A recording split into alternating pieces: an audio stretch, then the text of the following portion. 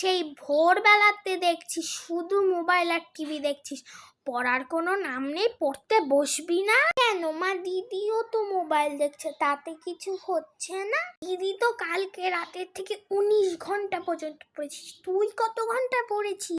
আমি কেন 2 ঘন্টা পড়েছি তো সন্ধ্যা থেকে। দাঁড়া দেখাচ্ছি মজা, আইডিয়া। এখন বসে আছিস, যা এবার দিদির সাথে যে পড় 19 ঘন্টা বসে বসে। কেন মা, আমি তো ছোট, আমি কি 19 ঘন্টা পড়তে পারি? হ্যাঁ এখন তো ছোট হবি, মোবাইল দেখার সময় তো কেউ ছোট হয় না। তাহলে দিদির থেকে একটু তুই কম দেখতিস, তুই না ছোট। এখন পড়তে পার, এই নে বই, বই পড়তে পার।